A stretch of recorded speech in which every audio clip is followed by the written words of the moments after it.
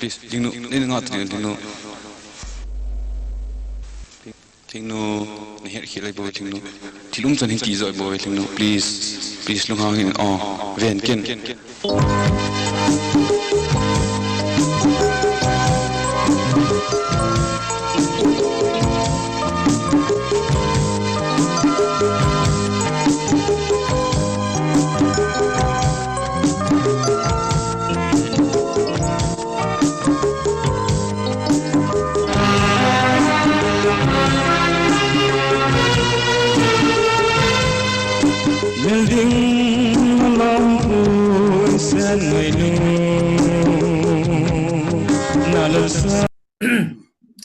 ama sa pentain kita bang phat pa AP wa pathin I thang wa win keima ka hi le hen min lal ka hi in chuting le tu ni tha pha na phan man tam ta hin da tha Cookie Wood Star ngai lu na zala ichilai muna ki holim khom dinga phat AP wa u le thang dongel Ofida President na chunga ka ki pa naw sang pen ka hin pong do win chuting le usai pan pe diu PP chongloi na chunga Cookie Wood Star minin ki pa thu ga sei ki nin so ban ting le inam sungowa actor actress aban ting le producer director ngai lu a hi chi tok so ana ve ho zo se kanami pi te na bon chawin ni tha pha ka hin pe in so ban ting le tu ni tha e kheu lim pi diu hi pu let thang dongel a hi in ama he ho cookie society a dinga zong ki ne pi ta le ki son pi ta film industry langa hi a hi in so ban ting le ama hi society wa film maker director la adinga film sim tam pen chuting le a film ball ho hi mi pi lungsung tong kha ban ting le mi pi Vietnam ta film tam ta ana ball do hin ki pa pi mama jengin a film ball na la a ga het thei di wa mi zo sin a len a ne vin Vietnam mu le I khi so now I ka now I ki pa now film khat mi zo sin het diu chu aman ana ball kum som ki lung se ball pa hi tu ni tha age sai ni yu hin I pi hiong le hitabang film industry langa Cookie film industry langa mi man tam ta tu ni tha phana gesa yung pan pi wa anna to na lampi to ke to a holim khom thei ni ngai ga mo hi e ho a ding in wang phan na hin chule ama chungin jong avel in ki pa thui ga sei ki nun tu ting le pu pau hi nang hi ki phalam lo hela tun lai na sei ding ka nomin aji chu thu do tam pi khyung nei no men itio zo sei lung na chim se na viewers on jong ave hon jong ave nuwa thu dong nu in jong oi tai do pi wa lung na chim se na event nuwa na phat ho hung mang ding in kai he sa in phat sau pi la lew hen ana ve ho le ana ngai hon jong anga lel diu hin tu hin hosting nu ko ma program mi na pi pai sing huitin je chun tun man pha dong la ta le ki pau min ti Hello mi pite ho avelin na bon saving Cookie Wood Star meaning kazana le kangai lut na chibai ka hin piwe hi ka hile pipi chongloi ka hin tuni tha hosting I topic future of cookie film industry kiti ahin hichi topic hin de dancing lai ba guest speaker holim na mangding in pu let thang dongel ama he president of Cookie Film Development Association ahin tu ni pathenin info dam na le phat pha pe a elai platform ma hong holim theidin mona phat ho ai pe sevin achunga ki pathu isayoven into in Q&A na tudo don put na hocho ana panuhitin iges pu chu ilim na to gomo bin amasapena ka hindo nom chu ile kufida kuki film development association iti kuma hong ki form hamung ki put do zong le ama president ahi na chunga experience ho hin saying in ite mo re ka ki pa amasapenen etabang ang thong dinga kuki film development khan to masal na itabang hiding hamti do na le cho chung changa kyo lim the dinga deilan na ka chana kema hinani ma hi yong le kuki film development association president khat hi na deilan na nin nei ho hi kufida minin ki pathu ken ponge to kuki film development association hong ke pat dan hi chomlam dewenga seilan hiti hi ahe Amy film hi 1987 in hong ke panen 87 hong ke pat na hen film hi agam kai Churichanpura hi in Imphal lang hi in chula Sadar Hills etiu more lang chula hoi lai lai hama Amy ho yum na ho hin egamu wa khanto na ahungum to thana video ho ahungum le film bowling chu khanen ball le thanup na ban banin in nei yu eto kilhana chun film he gam kai ya ahung ke pudo in hele pu lam gin do ngal le pu tong pu kip gen amani he tu din man wang hen amani he au mon tapun ena dal hatavin amani hen ahin makai honen etia gam kai a film ima ho he Amy cinema Amy film hong uma hele eno no ma hen bolwa le keloi khom na umlowa ema matho ai chi wa hele onung la khan to na loading chula record ima mail chi ima loading koni pi bola koi chi ptm ti ho loading hi e chen keloi khom na khan anda she mo hete ti in sang ha ja ko som ko le khanin pu tong pu kip gen amin ta chai le pu tong ku thang hi in ama in mun Imphal meeting khanen ku honin ta chun Churichanpur langa Sadar Hills langa akichi khomen ewa chun eche film keloi khom na khat chu I bol do di wi pu do di hati in tachi khomoven chewa yang chun ke mata yang kaga yavin ewa chun hechi kufida kiti hi ewa chun pu do in anaumen ain la chila hong ki pu do chun amin hi akigelin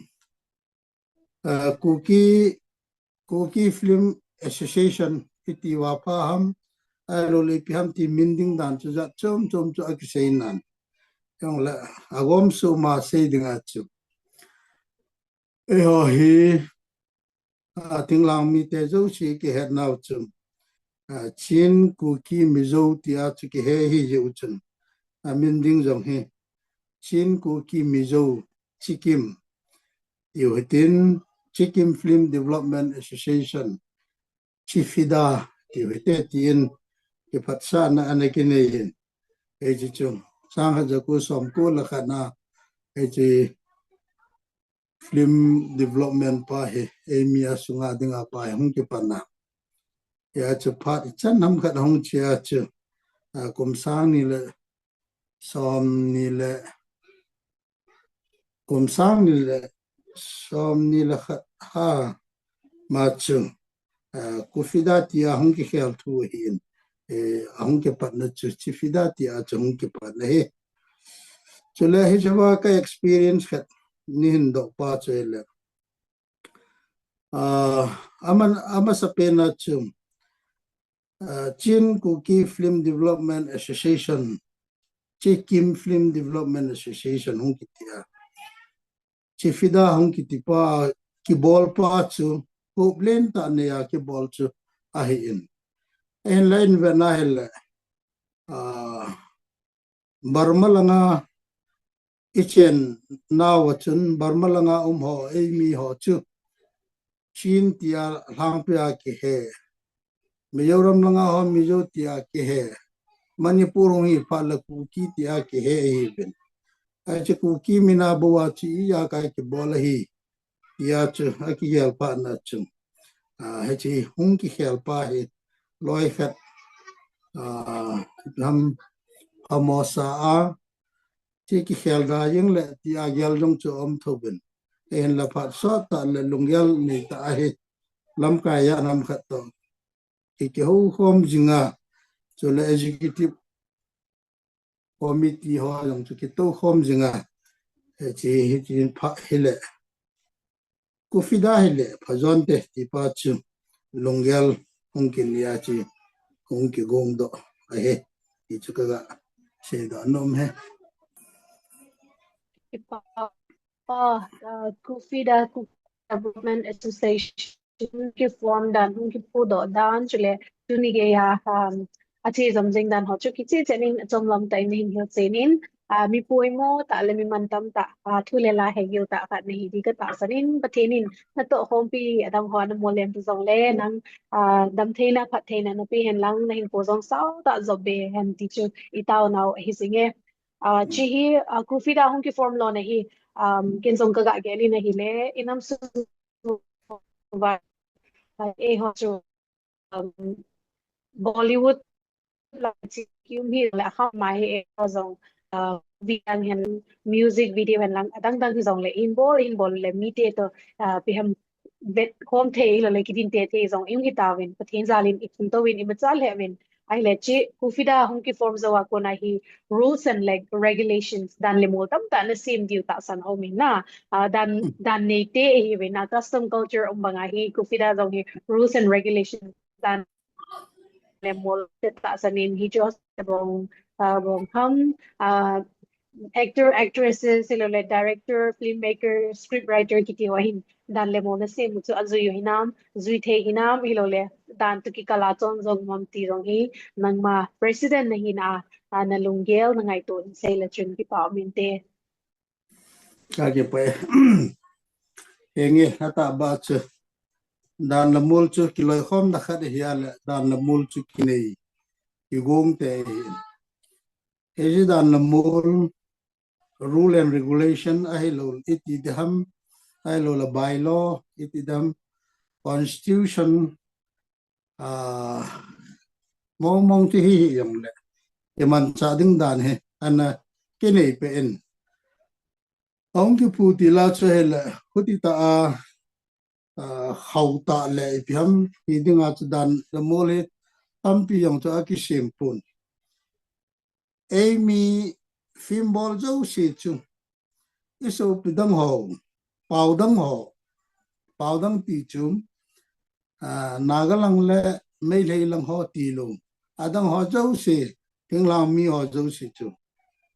pau chu tham ha koi jap jong le bo na chu ki bang hi ji u chun e cho zo si chu koi ma ki khan pun lar sa na dinga abonin ga sei do hi pai te pau gang te pau vai pi pau mar pau lu sei pau ki te ho zo si chu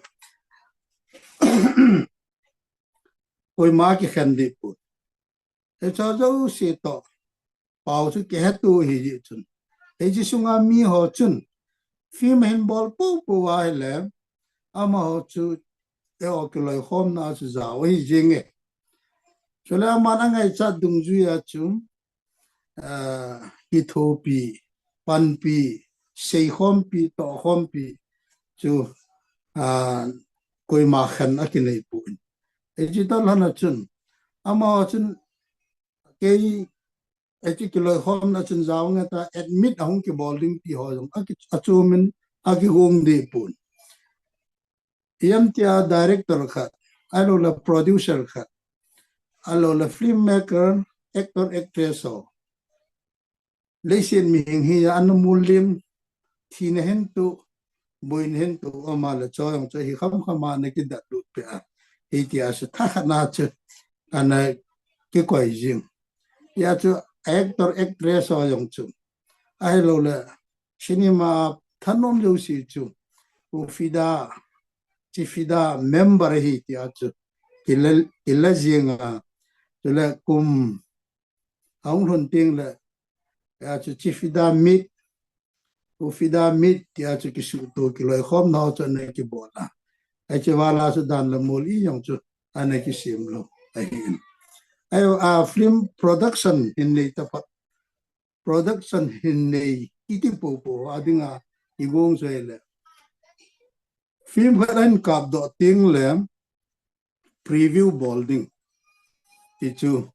hachi kiloi khom na ki pu do apa na ne ki chi pi preview ke bol chi pi ham appointment le ipi tinga chu preview chu kingai sa ham matial le government in yong now mi khat nin now hin ne ya now sen khat hong pin ting le birth certificate issue bolam ewan mi khat tunin mi khat apin be ti a mission na a tabanga he e society sungu wa yong hi film langa kiloi khom na he mi khat ne film khat atha hen bola le kan film khat ka boldo tai ti a cha hen pu luna e ji preview ki bol ki ve am preview bot chun ki ve am e je pate cha ki vet la pi am o aman a bol pa hin dan to ki kal government dan to ki kal ai lo le nam khat ki ka a ki het thim lo na hung do the ai lo le pham thil mi nu me cha pong vet dinga ki lom lo thil hung ho kha jong le e cho chu na su di deu he ti a bol ding hi ti o hil na anakin ya chobana preview hung bol teng le ama hin film khat a bol do tan that here chini kho hin preview ke bol ta film khat do e ti chu record ki nei pe e chu lui langa ho apa chun he chi chu anaki chi jom pin e chi ki chi jom pi hi tu in jong a chi jom jingen e chu dan la mula dinga chu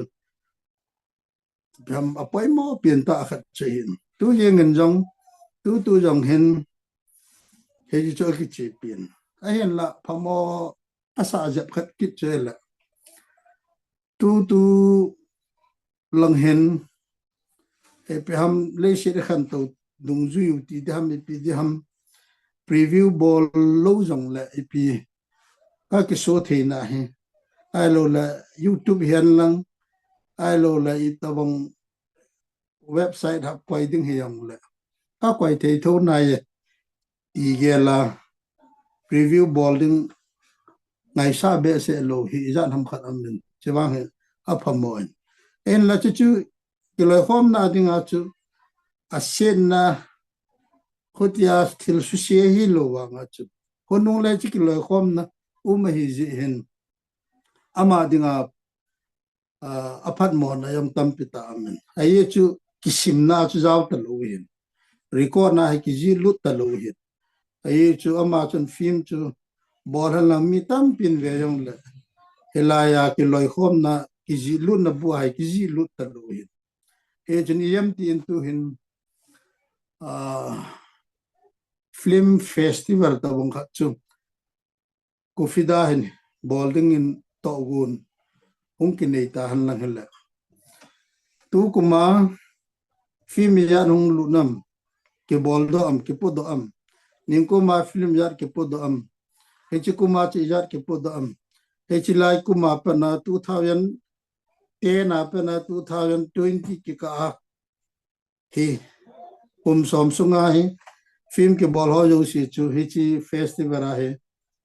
ki jaw sa ding he ti a chu record dung ju ya preview ke bol ho si invite ke bol ke ko ding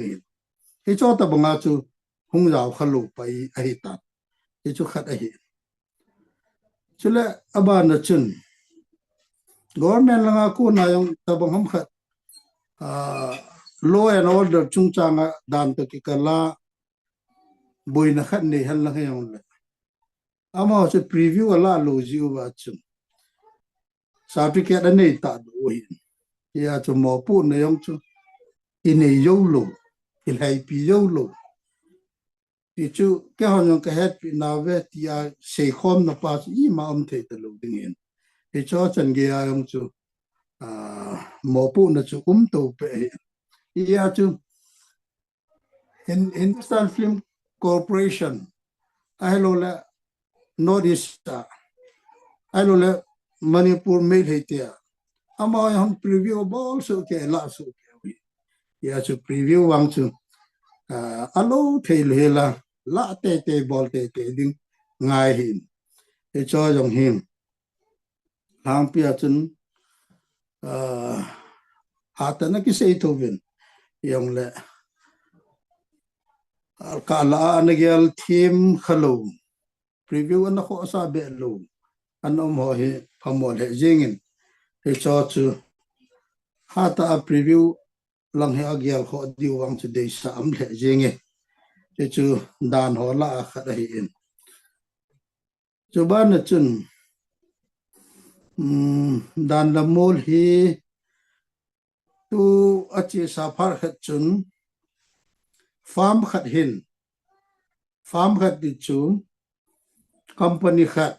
gatsan na tinga ke chu kufida president he yang lang ken yong film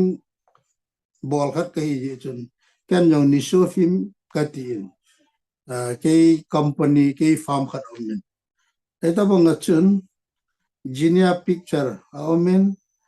chule ete chun farm chom he kanni yubin akini eje farm hozo se chu hungki sugoma e chozo se chu kufida atu ki kiloi home in eje farm khat ki chu production khat ti nehin eje wachun he chozo se chu registration bolu hitin a bolu lo chu kufida jawda han hida han iyong chu anaki chi pin phak khat chun ana he ke bola chun abolo ho dinga chu anuk lo khan hum kit ama chale mi film maker khat kilo mi film podo khat he kit je chun pai chu ke pai ta theipun e pam ke thunun na chu ama yong chun aki sei bong chun registration ke bol su ke han ako yo si chun ke ngai lu han lang ki loi khom le ti de na chu e yong chu khat ve to gun chu anakin ne hin Chubana nunga gol lang actor actress alola supporting alola runner ho crew ho echa jo si yang chu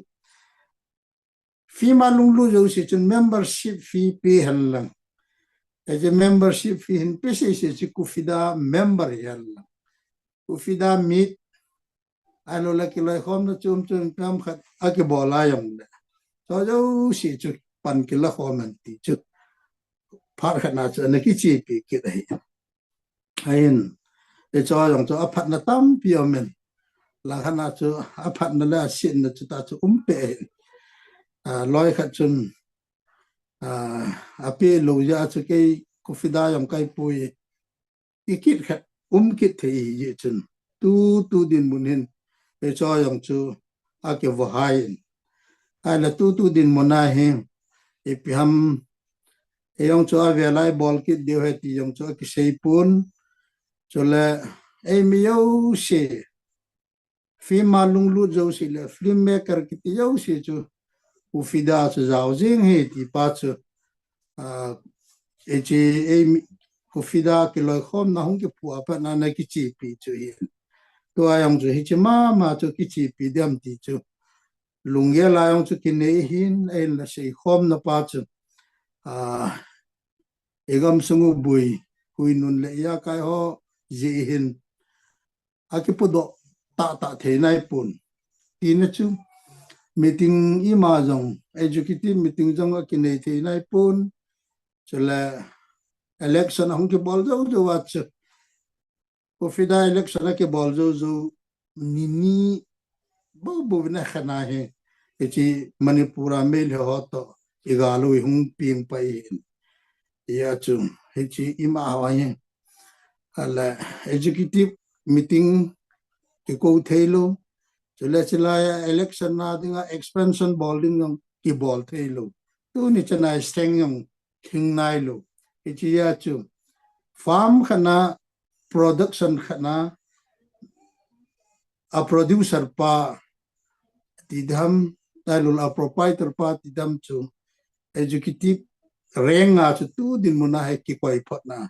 echi expansion yung thelo echi din muna chum ji chun echi dan pa yung chu ate chain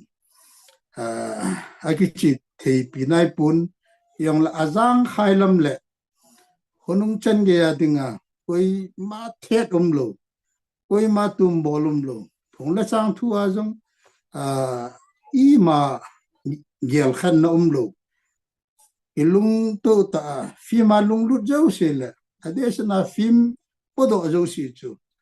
ha na pan ala khom te ni ding pa chu dan la molin akhan lo na dinga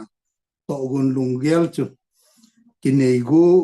le kichi pi ding hi chu ga se do te hente nin do na ko na chu Lunggel team ta lunggel thu ta ne ya thilgo na hin bol chu ki paum the zengin konung chen ge ya phat chom pi the hin ai la ezu te hi ki thunun lo te ama de ya chon te hi se wa chu ki bai po yong ha sa zep ziding hin hi zong le nang ho pu te pa te aching a team hon khang tha te ho hi na hin hui tu jing ki chu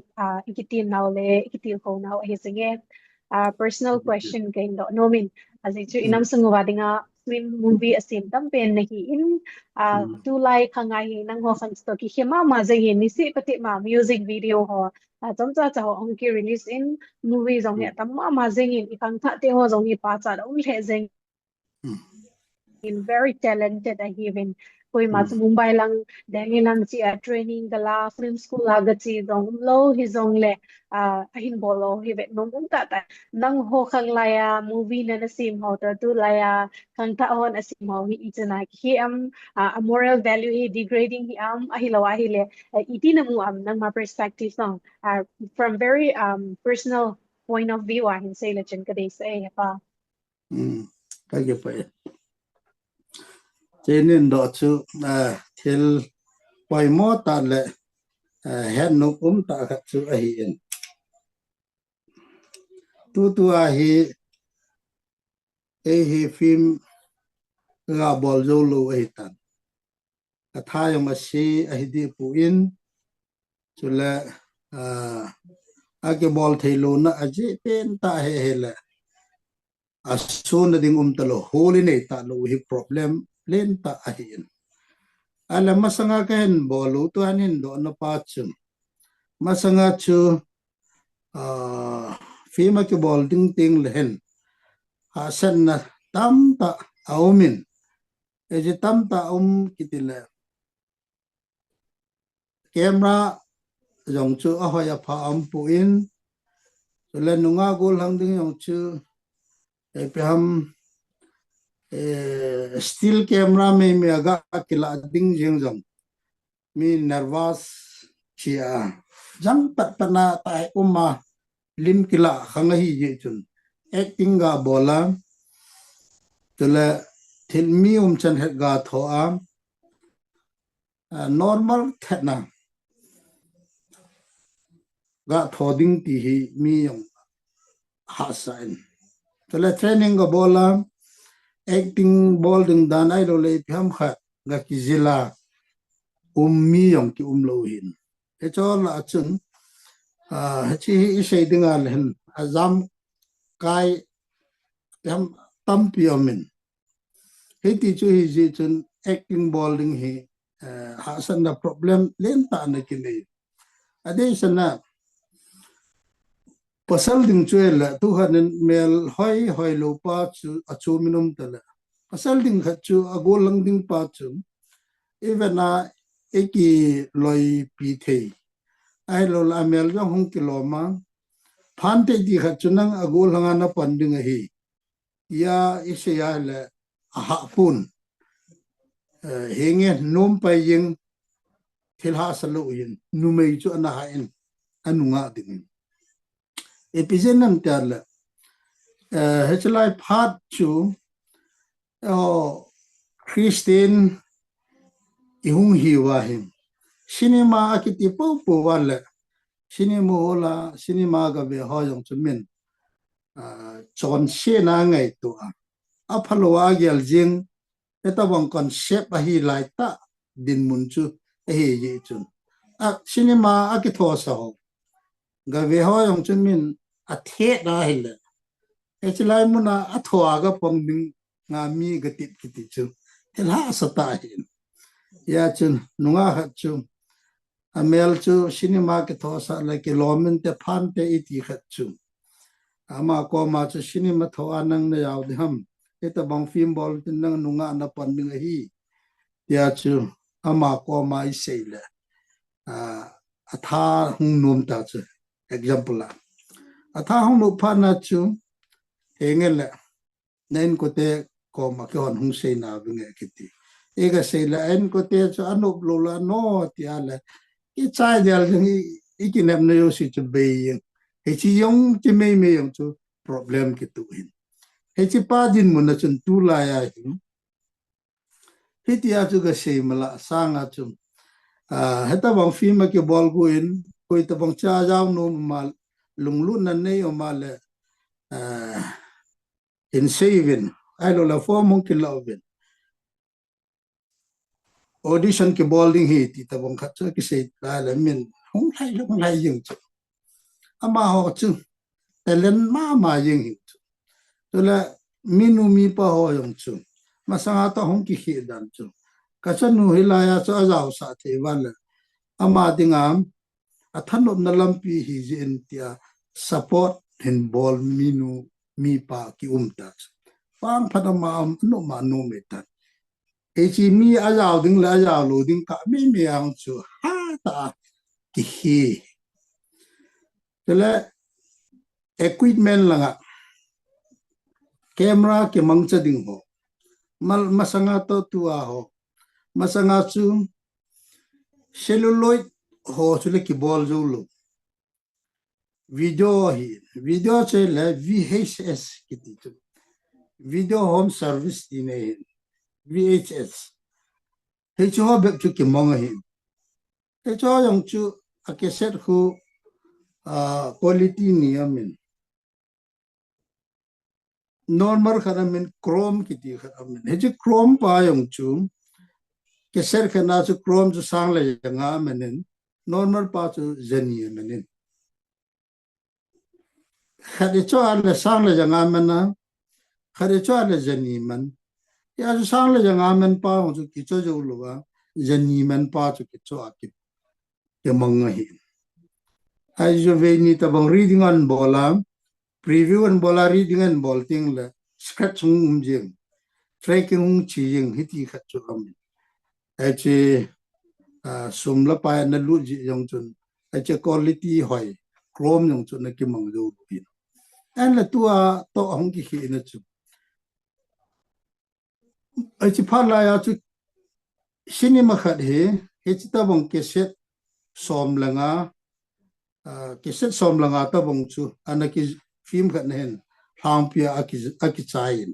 e cha pa na chu hong ki langa editing ki bola cassette khat ki su he ala tua hel cassette som langa thu I thum taluwa memory card khada chu tam pita MBL dung ju ya chu ti a chu ka GB dung ju ya chu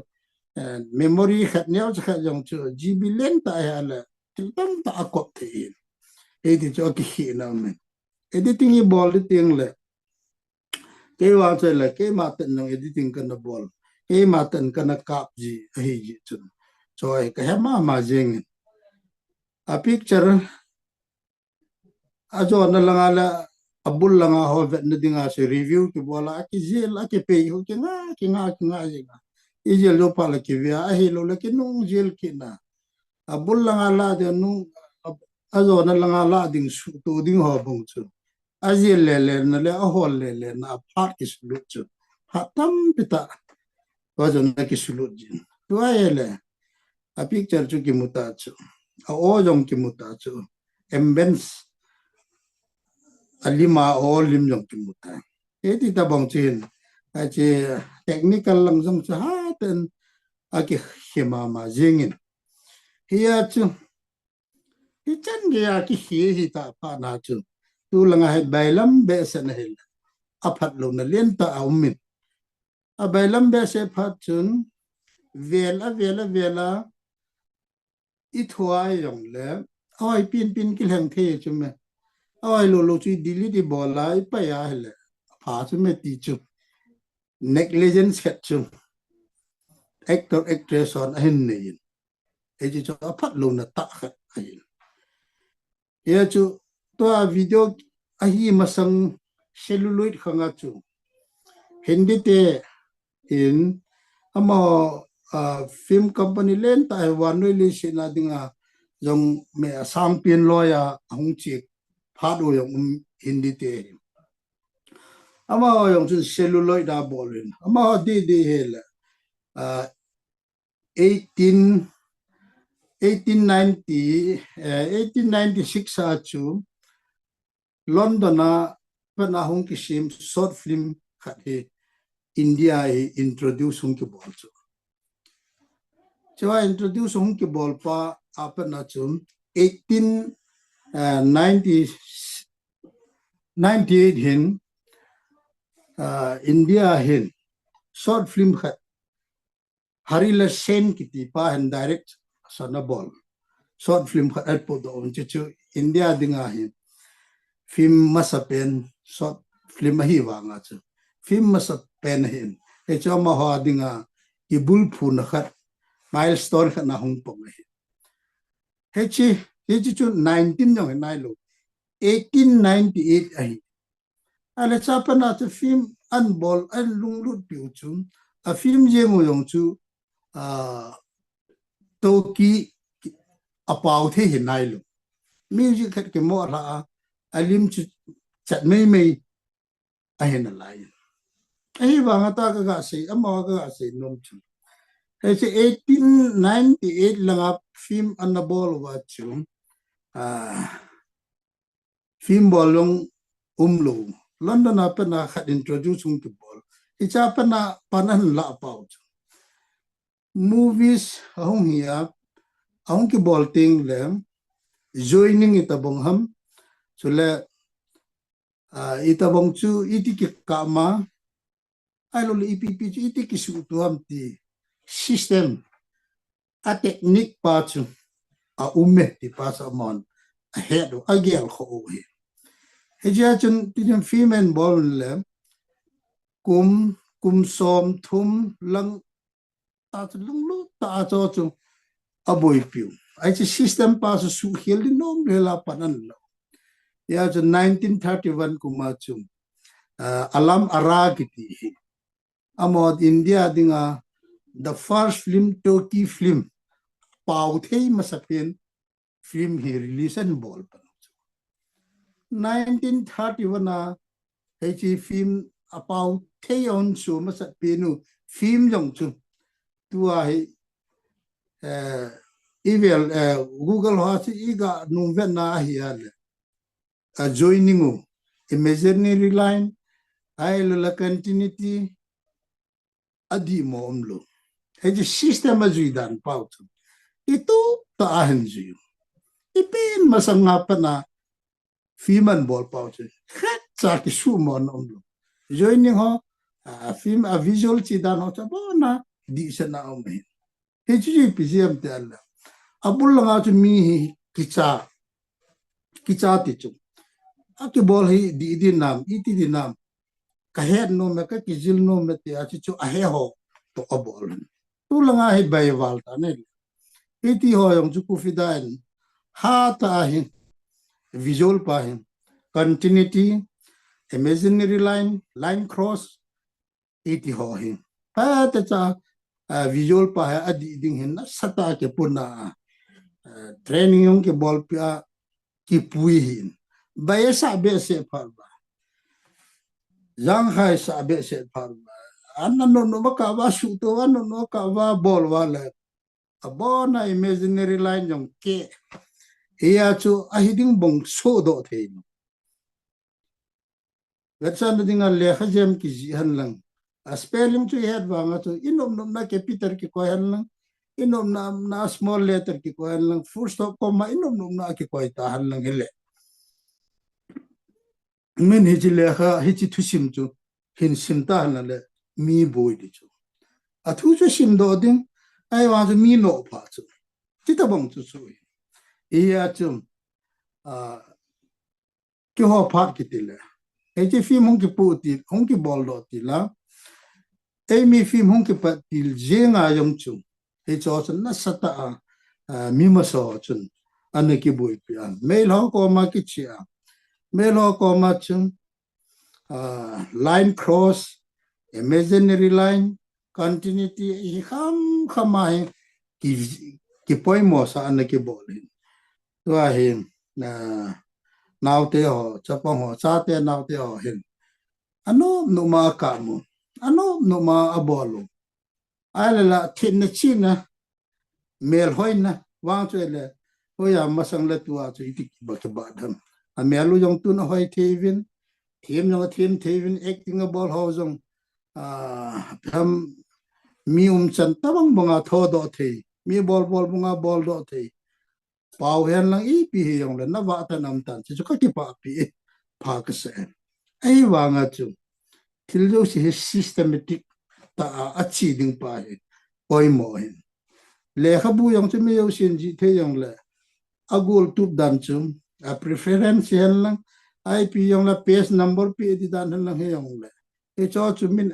editor khat chum phat cha agul tim lo le e chi le khabu chu min lung lu ta asin thailo mina na o chi pa le kha bol khalo ji khalo yo ti chu athimo chu ne he e ta banga chu tu hin e cho chu iban neglect ta i yan gel ta pu a hi le ilam kai ho nam lam kai ho ai lo le nam gol lang lam kai ho ai lo le ho lam kai ho gam na ngap thot do ding ai lo le pham thil pai mo ta interview in hong poi mo ji ta chu ke ho na interview ho alo le thu do ipi ha hong poi mo ta hi cho an ka ho hi cho yong hu an ka mo hui vet na hen da he di chun he chi ho pa chu to ka se systematic pa chu adi lo ji chun avet na la yong di thei ta lo la concentration api ne di yong di thei ta lo a continuity yong di thei ta lo he chu gam chu ma foreigner min a ho lim na le yo ku ki te sunga itu sim ho ama aku na sa mu do ding he athu wang chu di nan te phanan te ki tu nan te ai wa ken ka sei pa chu a video to mu ki sai ya chu alim la dan pa chu iti direction bol sa dham interview me yong la au lim di dan chu oi lai so avet sa dham alo le chi thu se phal ep ti dam ti chu ki guide the talo ya chu album gospel han lang modern song han lang ep yong la acting u cho hai thowa ai lo la ep ham acha da nu yong hai thowa a camera jong hoya ama ho mel jong hoya ai wanga he chi visual system pa chu a hiding bong ta a rule pa so a jui kha ta lo pa chu vet no so lo men kara ku ki te hiti bet ni wo mo ati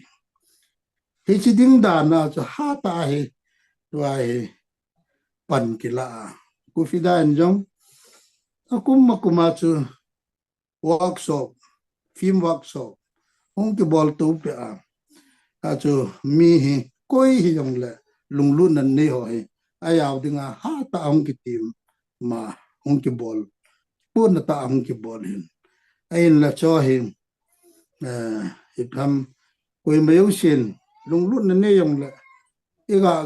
เกี่ยวข้อเทลูเปล่าเหพม่าก็สมาเจงินตุนจงจอเฮกูฟิดาเห็นน่าสตาไอเจวิจวลชิดานป้าเฮปัตตาใจน้ำสุงว่าเฮไอ้ดึงบังชีอาชีพเฮนดึงป้าเฮ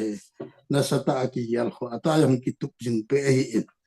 เฮจิกะเสยปัจจุมมาสังเลตัวเฮอากิหินอีพิมัมตีทุดอชฮะไลจูอภัดนักดาวมิตัวใบสาเบเสพาร์บายไม่ยุ่งสิอบายตีอาจุนานโทนักกินพานาอีพิมทิลจุกุนเทตลุยเวสานัดยังกิกงว่าชีวะอามุนาจูอีพีตีทอดิวหมอีพีอิสุตัวดิวมาตะกี้เยลลาอาจิวะฮิติเห็นบอลเตะอาบอลสมาเวทเฮ้ยฮิติโยอติวาบอลจูมาสังอาจูraw material cellulite di dia chu a film ko ta cellulite ko frame by frame ata hung chi ko amana tama hi ya chu producer hon hi chawa sumla pai asian pau phame hi ya chu men thusim khara ji ting le editing ball ding dan chan ge ya chu story board na chu frame khat na pa hi hitayam ding frame ni na pa hai tam de alima hai cartoon picture alima ai ha so ke ya he chi ta bang cha cha tho am he chi cho avet ba he chi awal that la akat pa yo pham adang I ma ka de he chi pham de la a material long chu anaman tam ji le kin ha sat lai hi ya jo ki tu ta discipline nei ta lung lut na nei ta abol hin ai ho chun he cho abai wal pha na cho chu ki yel kho ta lu chi pham ma jing e khar ga sei lam thalian la aladin ka khum khun mail ho studio phaya infala hi alaga ga khum hen mail he lila thoding ho hi na hunguvin ama yang ke wa zo pha la chun recording a ball du ke on recording ka ball na la yu chin waiting shed na chun veranda chun atovin omvin emo to thu ativin ama chun wa chun rehearsal amon chwa rehearsal ball na u chu kamunai le kidang da sa ma he ja rehearsal ball na u chu apau chu aum chan diu le apau ding dan u chu kizilu chu akizilo wa chu akhum ding pe bang wa serious ta chu kizil hiu chu ma ai ho chu kizil nga bu chu rehearsal nei ba ayong na to na ta bang mo bol ha pe la ki bol the te I pa chu ho in nei mi ho chu professional ta he training thu ta nei he na sang ta nei experience ma he ai wanga chu leitula rehearsal ball pet wang chu akhum ding pet record a ball ding pet tabong wa chu serious ta amen rehearsal ball ma e ji chu e ho ipan la bu lo pa chu ki hi ne ya chu yo hin dam ho he ti pa in nei pa wang I serious lo pa we oi mo ma jing e ji aha lai chun akha gel joy tilyo se hong ba ya tilyo se hong hoi pa nin e so yo se chu I la ve ti homo ka sa dan pa chu ga se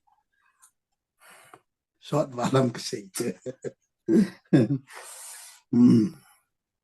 Say sort of in I know om sing in Bollywood Hollywood langa filmmaker ho director ho lim abang sing in naga to say wrong to visualize ki bolin the struggle na nang hon naki humble na pa su do thai na min pa chat nam the sing ovin